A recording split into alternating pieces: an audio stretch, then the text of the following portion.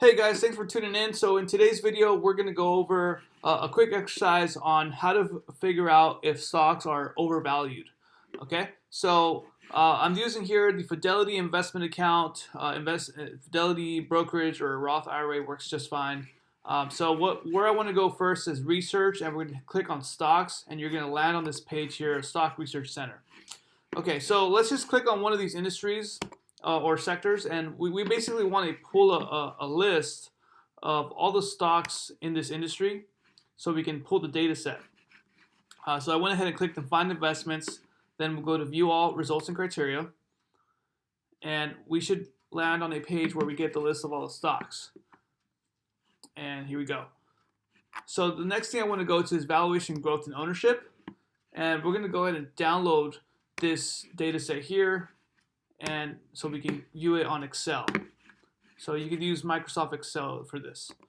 Okay, so what we're going to do is we have all the companies here on the left. We're going to go ahead and hide these columns because we don't need them. And what we're going to do is we're going to create a filter because we want to filter through all these stocks. And I'm just going to make sure I get all those companies. Okay, so you can go ahead and click Sort and Filter, hit Filter, and what we're going to do next is we're going to organize these from smallest to largest. So we'll go ascending order, and right away we're just going to delete all the companies where we don't have P ratios because we really can't tell if these stocks are overvalued if we don't know the price to earnings. So we're just going to go ahead and delete these stocks here because we don't need them. And what we want to do next now is we want to find out what is the average P ratio. So we'll type in average function, and we'll take the average of all of these stocks, and we get 98.97 PE ratio. We'll copy the formula for the PEG ratio. So here we have the average. So the average P ratio for this sector is 98.9, and the average PEG ratio is 3.42. So we want to basically figure out which one of these companies are overvalued. So we're going to create an additional filter, and we're going to say anything greater than 98.97 we want to eliminate, and then also we're going to create a filter here, anything greater than 342 we want to eliminate as well. So we want to get what we want to figure out next is we want to figure out what are the characteristics of a company that make it overvalued. So we're just going to take a popular known company here, and let's just take Ross Stores. So we'll copy that symbol, and we'll go back to our Fidelity page here, and we're just going to type this symbol in here, and it should take us to the stock landing page for Ross. Okay, so here we go. All right, so the main thing we want to look at here is, we want to get a kind of a brief summary of the company. We can look at earnings to growth, and we can see how this company is performing in terms of earnings per share. So as you see in 2019, they've outperformed their earnings expectations, except for in first quarter of 2020, there was a minus 87 cents per share, and looks like they made some ground in the second quarter and then some ground in the third quarter. Okay, if we scroll down just a bit, we can see P ratios.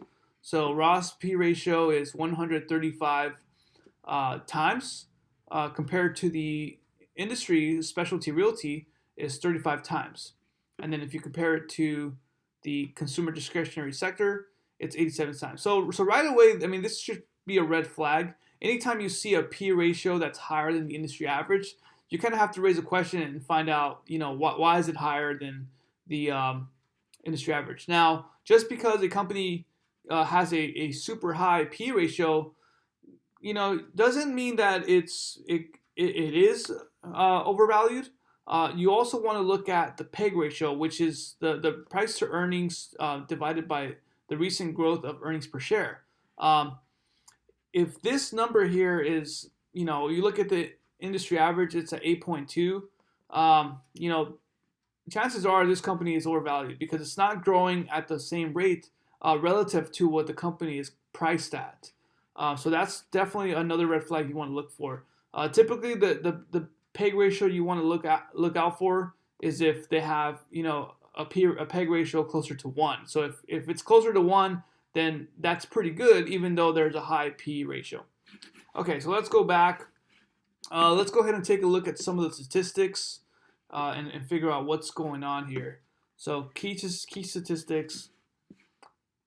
All right, so let's look at the PEG ratio. So we know P ratio and PEG ratio are above industry average, which raises 2 red flags on this company being overvalued. Let's see what else we want to look at. We can look at price to sales, trailing 12 month. Right there you see you're paying a higher price for the amount of sales, higher than the industry average. So it's not sure that's something you want to do. You can look at let's see here. We have a forward earnings per share long-term growth rate. This company is looking to grow 4% within the next 3 to 5 years. Again, less than the industry average. You have, let's say, revenue growth the last 5 years has been 7%, so it's been lower than the industry average. And then free cash flow, you have less cash than the industry average. So again, these are all strong indicators that you're paying a lot for this company and it's not performing as well as the industry, specialty realty industry. Let's look at some more metrics. So again, pre-tax margins, profit margins are lower than the industry average, so not a good sign. You have return on equity, return on investments, again, not as good as the industry average, although you do see there's a negative 261 return on equity for the industry average. That could be because we're in 2020 and we're going through a pandemic, and there's a huge impact in the retail industry. Okay, let's keep going further. Let's see what else we can find. Debt to asset ratio. So it looks like this company, has lower debt than the industry average, which could be a good thing. Looks like they have enough to pay their short-term financial obligations. So that's how you figure out, if this company is worth it. And based on the P ratio, based on the price to sales, and the future growth of this company and the profits, this company definitely seems overvalued.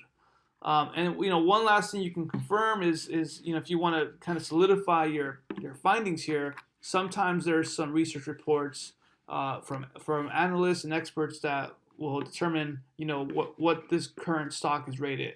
And a good source is that I like to use is Zacks Investment Research. And let's see what they've rated. So they've rated short term to 1 to 3 month buy. Long term to 6 month is Zacks recommendation neutral. Again, you can read through this report on Fidelity, Zacks research, and they'll kind of explain what's their reasoning behind why they're rating this as a buy. I personally would not invest in this company simply because I don't think there's enough growth and profit margins to justify paying for the higher P ratio. And then at the bottom of the reports, they usually specify a couple of reasons to buy and some of the reasons to sell the stock. And then if you scroll to the bottom, they give you a chart here in terms of how they're valued, and you can always kind of see what their conclusion is. And it says here, our neutral recommendation indicates that this stock will perform in line with the market. And in terms of valuation, again, you're paying a higher price just to get the same performance as the market. So maybe you're better off just taking on less risk and investing in a diversified fund like a retail fund, and you'll still gain the same amount of returns, expected returns, of course. So I hope this was helpful. Again, this is just a quick exercise that I like to do to filter out stocks and determining which ones are overvalued and which ones are undervalued. So thanks for watching. If you like this video, please subscribe, like. If you have any questions, feel free to leave some comments down below. And I look forward to speaking to you in the next video. Thank you.